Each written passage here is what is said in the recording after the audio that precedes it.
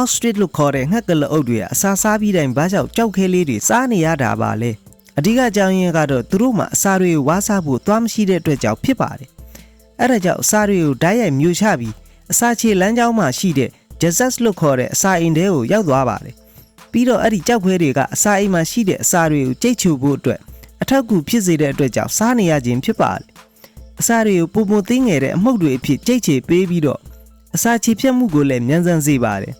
ပုံမှန်အဖြစ်1 cm နဲ့2 cm ရှိတဲ့ကြောက်ခဲလေးတွေစားသုံးလေးရှိပြီးတော့အစားအစာနဲ့ရွယ်စားဖို့မူတည်ပြီးတစ်ခါစားရင်100 g လောက်စားကြပါတယ်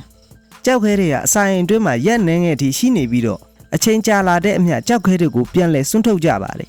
ဒါကြောင့်အစာချေဖို့အတွက်နောက်ထပ်ကြောက်ခဲအသစ်တွေကိုပြန်လဲစားတောက်နေရခြင်းလည်းဖြစ်ပါတယ်အဲ့ဒါကြောင့်ငှက်ကလအုပ်မွေးမြူရေးခြံတွေမှာကြောက်ခဲလေးတွေထားပေးဖို့လိုအပ်ပြီးတော့ကြောက်ခဲမရှိရင်အစာချေဖို့အတွက်ပြဿနာဖြစ်နိုင်ပြီးသေဆုံးတဲ့အထိအန္တရာယ်ရှိနိုင်ပါတယ်ငှက်ကလအုပ်တင်မကဘဲနဲ့တခြားသွားမရှိတဲ့ကြက်ငှက်တွေလည်းအစာချေဖို့အတွက်ကြောက်ခဲလေးတွေစားလိရှိကြပါတယ်အဲ့ဒါကြောင့်ငှက်ကလအုပ်တွေကြောက်ခဲစားခြင်းရဲ့ဖြစ်စဉ်ဟာသူတို့ရဲ့ရှင်သန်ဖို့အတွက်အရေးပါတဲ့သဘာဝဖြစ်စဉ်တစ်ခုပဲဖြစ်ပါတယ်